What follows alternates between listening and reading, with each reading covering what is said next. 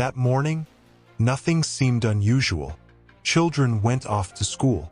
Markets began to open. Water flowed as usual. But an hour later, the water stopped, not because of a malfunction, not because of negligence, but because Syrian missiles had struck the heart of Israel's lifeline.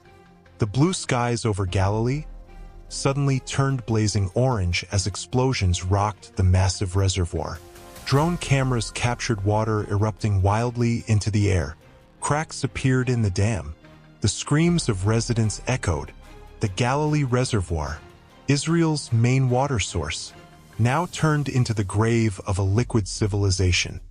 Within minutes, 3 ballistic missiles pierced the Iron Dome defense system, hitting with terrifying precision. Not at military bases, not at weapons depots.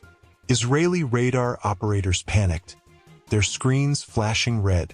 One officer shouted, "They're not targeting us. They're targeting the water." This is a new chapter in the Middle East war. It's not about bullets. It's about every last drop of water. Israeli cities. Citizens bewildered as taps ran dry. Emergency workers delivered water from tankers. Babies cried, the elderly dehydrated. And above it all, Israel's leaders stood at an emergency podium, silent. 12 million lives. One explosion. And now, they are all thirsty. This is no longer a war of weapons. This is a war for survival. Israel struck first, but Syria retaliated in a way no military manual ever described. They didn't respond with missiles aimed at Tel Aviv.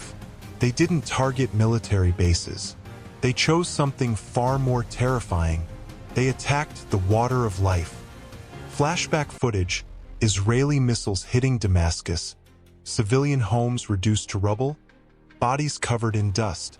2 weeks earlier, Israeli fighter jets flew over Syria, burning homes, burying children alive. But Syria didn't strike back immediately. They observed. They waited. Syrian missile base. Operators input coordinates. The screen reads, Target, National Water Carrier, Israel. Exactly at 3:14 a.m., 3 explosions rocked Israel.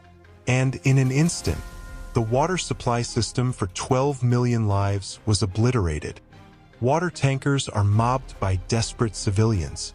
Faucets spew mud. Children cry from thirst.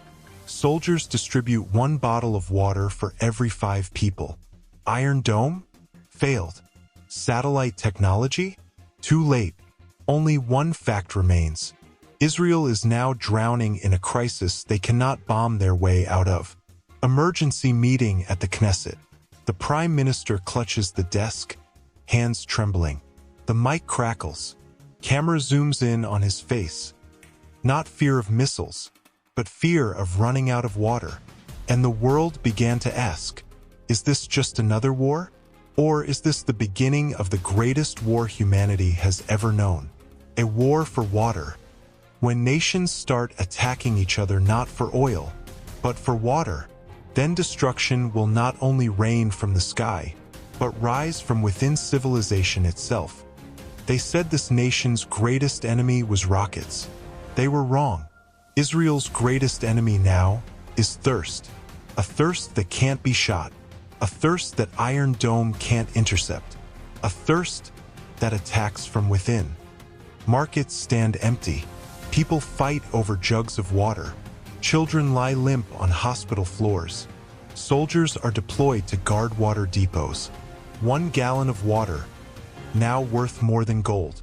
Tel Aviv has become a city of lines. Even in Jerusalem, the holy city, sacred water can no longer be found. Citizens storm supermarkets. A mother screams as her child faints from dehydration. Police are overwhelmed. Emergency clinics open in city parks. Within 48 hours, 12 million Israelis face a brutal truth. Water is no longer a right. Water has become a weapon, and those who possess it win. The rich hire helicopters to fetch water from abroad. Meanwhile, across the city, The elderly queue under 40-degree heat for a single plastic bottle. We've never lived through this before. This isn't just a crisis. This is devastation. A world map. Neighboring countries begin to panic. The UN calls for an emergency session. But still, no water has arrived. In Gaza, they cheer. In Damascus, they call it karmic balance. But in Jericho, in Haifa, in Netanya, the people just want a drop. Just one drop. The camera follows a young boy holding an empty glass. He walks past shattered streets, then sits silently beneath a torn poster that reads, "We are the chosen people." But today, even the chosen can thirst. The reservoirs are destroyed. The people are thirsty. The world is in panic. And now, Israel refuses to talk. They are preparing to strike back without limits. Israel's Ministry of Defense swarming with activity. Operators input coordinates into a missile system.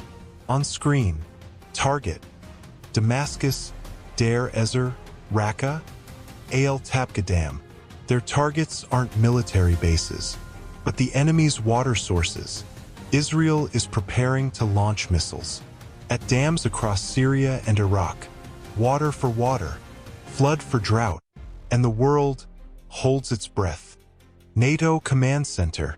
A U.S. officer issues a stark warning. Russian delegates erupt in anger. China declares a military alert. Turkey closes its airspace. Massive protests erupt worldwide. Cities from Paris to Jakarta filled with banners. Stop water war. Humanity needs water, not missiles.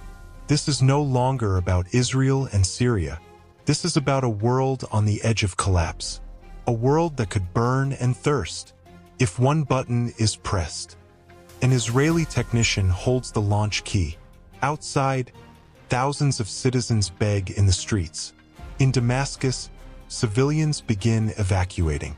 In Tel Aviv, bombers prepare for takeoff. In the skies, foreign drones begin to appear. Water, source of life, has now become the fuse of death. And if one side pulls the trigger, this boiling point will scorch the entire world. Slow-motion shot of a wave of missiles launching from Israeli bases toward Syria. The sound of a heartbeat. The screen fades to black. The water world war has just begun.